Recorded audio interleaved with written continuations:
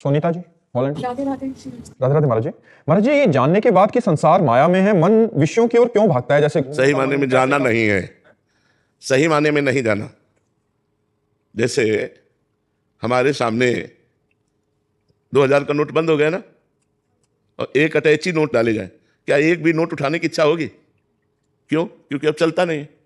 तो सही मायने में जाना कि चलता नहीं है ना, तो उठाना भला कैसे उठाओगे? मन ही नहीं करेगा, इसका प्रयोग ही नहीं है, क्योंकि हम जान गए झूठा है, असत है, तो प्रयोग ही नहीं। और 500 के अगर एक दो नोट फेंक दे तो इसका मतलब है हमने जो जाना सही नहीं जाना। जब सही माने में हम जान जाएंगे कि भोग असत है, तो ऐसे ही हमारा मन नहीं जाएगा जैसे 2000 के उन नोटों में मन नहीं जाएगा। तो संसार जब झूठा है, असली में हम जान जाएंगे कि नकली है, तो हमें अच्छा नहीं लगेगा। अभी हमको जबान से तो कह रहे हैं कि संसार सब झूठा है, लेकिन अंदर से बहुत सुखद लगता है, अच्छा लगता है, प्यारा लगता है, इसलिए हमारा मन जाता है। जिस दिन असली में ज्ञान हो जाएगा, जैसे स्वप्न में हमको लगता है कि हम सोते हैं, स्वप्न में तो लग रहा होता है जो हम कर रहे हैं वो कर रहे हैं, लेकिन क्या कुछ कर रहे होते हैं? क्या कुछ नहीं कर रहे होते। लेकिन ये पता कब चला? जब हम जग जाते हैं। स्वप्न में थोड़ी पता चलता है कि मैं सो रहा हूं, मैं स्वप्न देख रहा हूं। उसमें तो गिर रहे हैं, पिट रहे हैं, खा रहे हैं, जो भी देख रहे हैं सत्य देख रहे हैं। वो असत कब हुआ? जब जगे, तो लगा अरे यार ये तो स्वप्न था।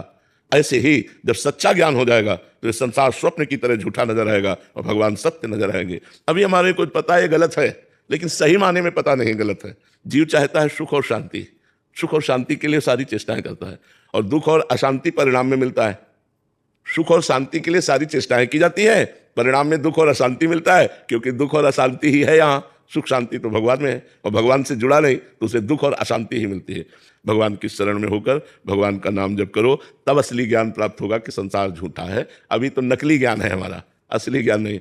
असली ज्ञान है जिसको जान गए झूठा है, फिर झूठा है वो, उससे हमारा कोई लगाव नहीं, उससे हमारा हृदय का कोई भी कनेक्शन नहीं, तो बात मानी जाए। तो अभी जो हमको पता है संसार झूठा है, ये केवल एक दिमाग में बैठ गई है बात, अभी अंदर से लगाव नहीं गया।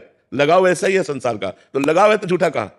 जैसे 2000 रुपये में हमारा कोई लगाव नहीं हो सकता 2000 के नोट में, क्योंकि झूठा है, अब चलेगा नहीं। ऐसे ही संसार से हमारा कोई लगाव नहीं हो सकता, क्योंकि ब्रह्म सत्यम जगन मिथ्या। ऐसा कहाँ ज्ञान है? ऐसा ये भजन से पैदा होगा ज्ञान। जो पढ़ लिख करके सुनकर ज्ञान होता है, उससे माया का नाश नहीं होता। माया का नाश होता है जो अपने हृदय में ज्ञान पैदा होता है, और वो होता है भजन करने से। जितना आप नाम जप करोगे उतना ही आपको ज्ञान, शुद्ध ज्ञान प्राप्त होगा, जिससे आप माया मुक्त होगे। डॉक्टर विपुल रॉय जी। राधे राधे महाराज जी। महाराज जी, जीवन में आने वाले कठिन परिस्थितियों में कैसे पता चलेगा कौन सी हमारी भक्ति की परीक्षा है और कौन सी हमारा प्रारब्ध है? परीक्षा नहीं होती। भगवान कभी किसी जीव को कष्ट नहीं देते, विपत्ति नहीं देते। भगवान तो विपत्ति का अपहरण करते हैं। हरि स्मृति सर्व विपद विमोक्षणम। भगवान का स्मरण तो समस्त विपत्तियों का नाश कर देता है। विपत्ति होती है हमारे पापाचरण का फल, दुख होता है हमारे पापाचरण का, धर्म का फल। भगवान परीक्षा नहीं लेते। भगवान परीक्षा उनकी लेते हैं जो मायातीत हो रहे हैं। माया में फंसे लोगों की परीक्षा थोड़ी लेते हैं, मायातीत लोगों की, जैसे प्रहलाद जी, नारद जी, ये बड़े बड़े जो महापुरुष हैं, इनको दिखाते हैं। मीरा जी, इनको दिखाते हैं कि देखो मेरे भक्त में कितनी महिमा है, कितना पावर है। भगवान अपनी भक्ति का प्रकाश कराने के लिए वो प्रश्नवाचक चिन्ह संसार में खड़ा करते हैं उन भक्तों के सामने, अपने लोगों के सामने थोड़ी। अपने तो प्रारब्ध के अधीन अभी कर्म बंधन से ही नहीं मुक्त हुए। परीक्षा उनकी होती है जो कर्म बंधन से मुक्त है। कर्म बंधन युक्त वाले क्या परीक्षा हो, तो खुद ही भोग रहा है, उसको क्या परीक्षा करनी है? क्या भगवान सर्वांतर्यामी जानते नहीं कि आप में कोई क्षमता ही नहीं है? काम आया वो गिरा दिया, क्रोध आया वो गिरा दिया, तो क्या परीक्षा लें? परीक्षा तो उनकी जो काम विजयी है, क्रोध विजयी। अब उनको काम तब ये होश में ऐसे महापुरुषों को भी ऐसा ऐसा भगवान लीला करके दिखाते हैं। अपनी परीक्षा नहीं, अपने कर्मों का भोग है। कार्तिक जी।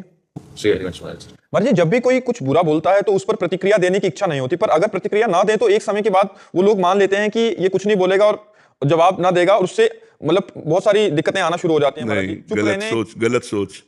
जब आप प्रतिक्रिया नहीं करेंगे तो ईश्वर करेगा, और वो जब प्रतिक्रिया करेगा तो उनकी ऐसी तैसी कर देगा।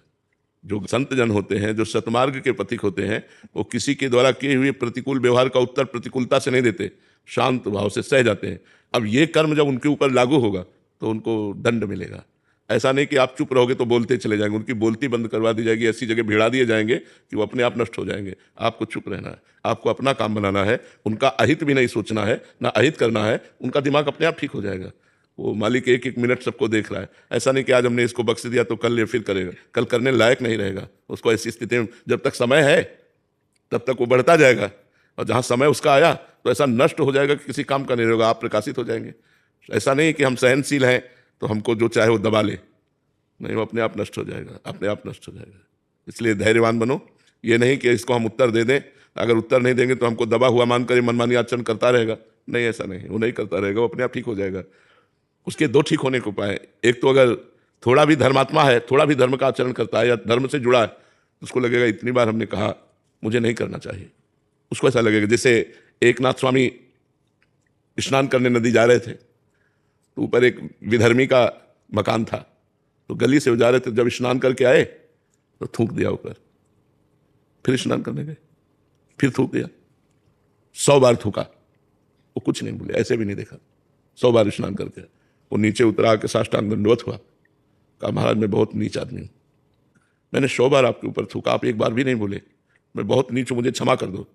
तो उन्होंने कहा भैया आपने तो हम पर कृपा की है, जो स्नान हम 100 बार 100 दिन में करते, वो एक दिन में 100 बार स्नान करा दिया, आपकी तो हम पर कृपा हुई। संत देखो कैसे होते, बोले आपका कोई अपराध नहीं, ये तो हम पर कृपा की कि आपने 100 बार थूका, तो हम 100 बार स्नान किया परम पवित्र नदी में। कान पकड़ लिया उसने, कहा आज के बाद कभी किसी संतों के साथ हम छेड़खानी नहीं करेंगे, मुझे क्षमा कर। तो क्षमा ने उसको ज्ञान प्रदान किया। और जो अज्ञानी है, एकदम अधार्मिक है, उसे ऐसी जगह भिड़ा दिया जाएगा कि वो अब ऐसी चपत लगेगी कि अपने आप ठीक हो जाएगा, अपने आप ठीक। प्रकृति सबको ठीक कर लेती है, सबका सुधार कर लेती है प्रकृति।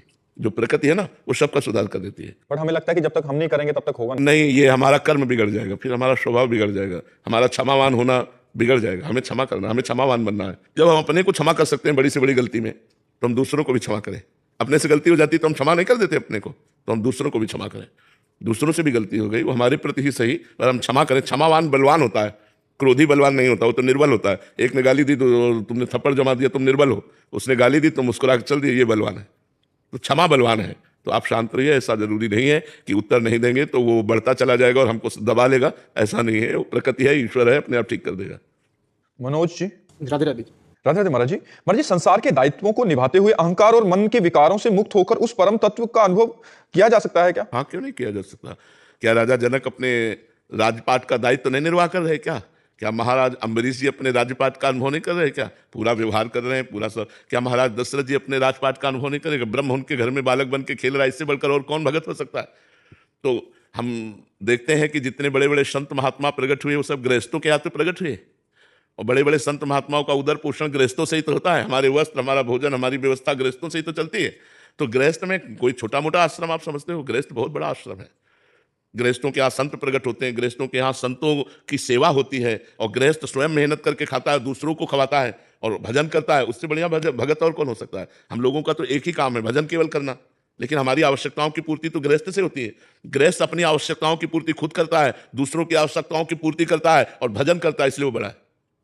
तो गृहस्थी में क्यों नहीं हो सकता? अपने कर्तव्य को भगवान की पूजा मानकर करो, ईमानदारी से धन कमाओ, परिवार का पोषण करो, नाम जप करो, आए हुए भूखे टूटे एक अतिथि की सेवा करो, बढ़िया भगवान की प्राप्ति सहज में हो जाएगी, तत्वबोध सहज में हो जाएगा। हम चलें, धर्म से चलें, तब है। अब मनमानी भोग विषय सेवन करें, नशा करें, इधर उधर के आचरण करें, तो फिर वो तो पशुता है, उसमें तो फिर ज्ञान कहाँ।